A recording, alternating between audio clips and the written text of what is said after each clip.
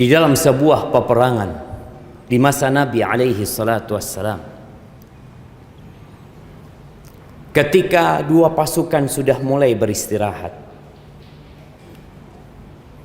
ada seorang laki-laki dari kalangan kaum muslimin yang berperang dengan bersungguh-sungguh. Bahkan dia tidak melewatkan satu musuh pun kecuali dia hadapi. Lalu ada obrolan dari para sahabat yang mengatakan, ma ajza'al yawm mithl ma ajza' fulan. Hari ini nggak ada yang perjuangannya, yang pengorbanannya seperti fulan. Apa kata Nabi SAW? Amma huwa famin ahlin nar. Oh, orang itu dia penghuni neraka. Para sahabat tatkala mendengar ucapan Nabi SAW ini, mereka heran.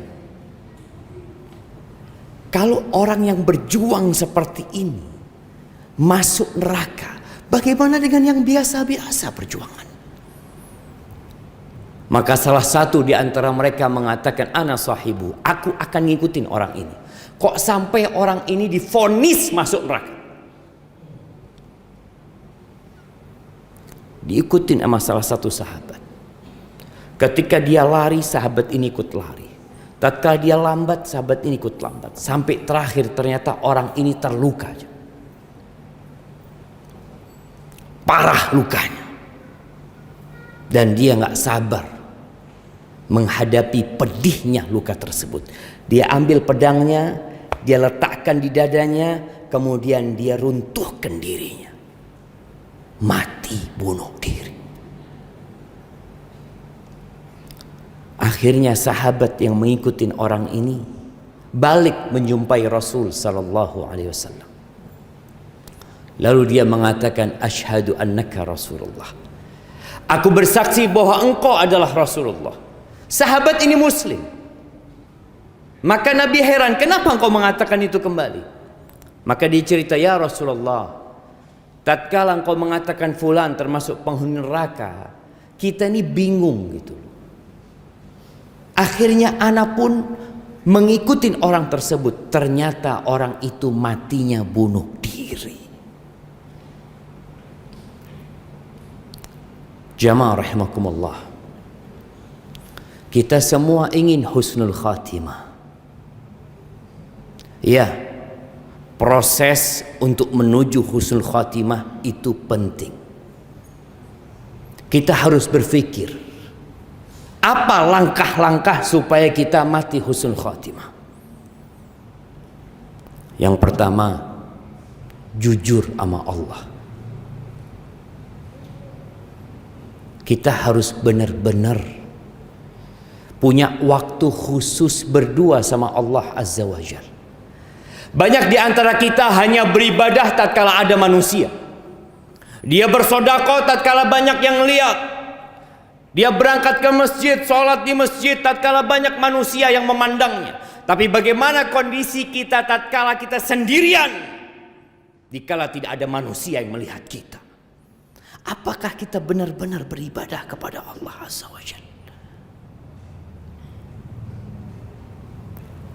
Atau kita hanya pura-pura beriman? Punyakah kita waktu di sepertiga malam akhir, tatkala manusia tidur terlelap dalam mimpinya, kita bangun menghadap Allah Azza wa Jalla? Lalu kita menghamparkan sejadah kita, istri kita nggak ngelihat, anak-anak kita nggak tahu. Punyakah kita waktu itu? Kalau kita melihat 7 golongan yang kelak akan mendapatkan naungan dari Allah Azza wa Jalla pada hari kiamat, yauma la dhilla illa dhilluh, pada hari tidak ada naungan kecuali naungan yang Allah berikan pada hari itu. Banyak di antara mereka adalah orang-orang yang beribadah sembunyi-sembunyi. Nabi menyebutkan tentang seorang yang bersedekah. Sedekah terang-terangan itu boleh. Kita datang ke masjid, ada kotak amal, kita masukkan duit, boleh, baik, asalkan ikhlas. Kata Allah, in tubdus sadaqat fa ni'mah. Baik engkau sedekah terang-terang. Wa in tukhfuha wa tu'tuha al-fuqara. Tapi kalau engkau sedekah dan engkau sembunyikan, engkau berikan kepada orang-orang fakir, fahuwa khairul lakum. Itu lebih baik buat kalian. Untuk membuktikan kita benar-benar beriman kepada Allah dan kita tidak main-main. Maka disebutkan dalam hadis itu, wa rajulun tasaddaqa bi sadaqatin fa akhfaha, dan seorang yang bersedekah dengan sebuah sedekah yang dia sembunyikan, hatta la ta'lamu shimaluhu ma tunfiqu yaminu, sampai tangan kirinya tidak tahu apa yang diinfakkan dengan tangan kanan.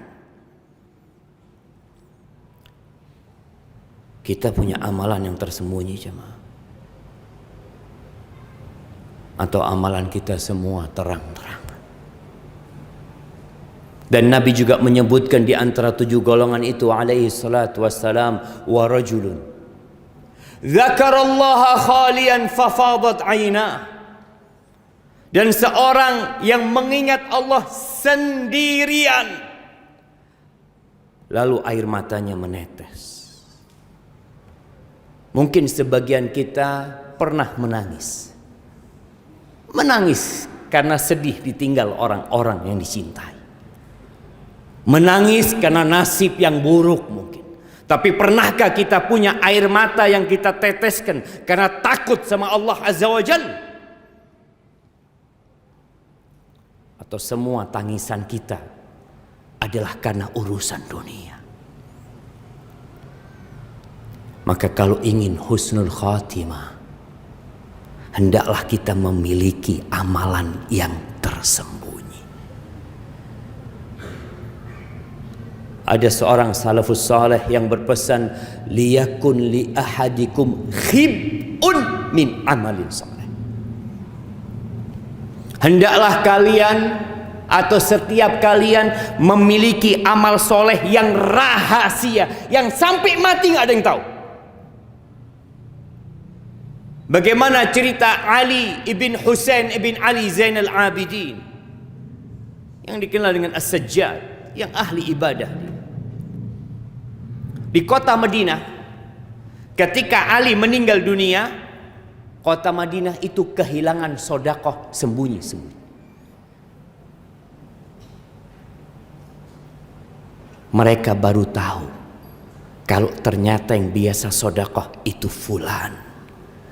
Kapan taunya? Ketika orang itu mati. Yang kedua, ahibati fillah, kalau kita ingin husnul khatimah, kita perlu menjaga kewajiban-kewajiban kita. Jangan sampai bolong-bolong sholatnya. Ya, kadangkala sebagian mengatakan, anak kadangkala beribadah, kadangkala berbuat dosa. Gimana kalau engkau mati tatkala engkau berbuat dosa? Maka tatkala berbuat dosa, segeralah bertobat kepada Allah Azza wa Jalla, karena kita nggak tahu kapan ajal itu menjemput kita. Yang ketiga, jangan menunda amal soleh. Sebagian kita itu menanti-nanti. Oh, nanti, besok, pekan depan. Ada yang berpikir mau berangkat umroh, mau berangkat haji, dia dalam kondisi mampu, dia mengatakan nanti saya akan berangkat, tahun depan saya akan berangkat, saya akan daftar. Ternyata ajal menjemput dan dia tidak pernah berangkat haji, padahal dia sudah mampu haji, wajib sudah haji buat dia. Badiru bil a'mal. Kata Nabi alaihi salatu wasallam, segera kalian beramal, segera. Kadangkala kita dengar nasihat, dengar ceramah, dengar kita, tapi kita tidak segera mengamalkan. Kata Nabi SAW, badiru bil a'mal, segera kalian amalkan. Fitanan kaqita'il lailil muzlim, sebelum datang fitnah-fitnah, kekacauan-kekacauan yang seperti potongan malam yang gelap gulita. Yusbihur rajulu mu'minan, pagi harinya dia beriman, wa yumsi kafiran, sorenya sudah kafir. Wa yumsi mu'minan wa yusbihu kafiran, sorenya masih salat maghrib, subuhnya sudah berhenti tidak salat lagi, dia sudah kafir.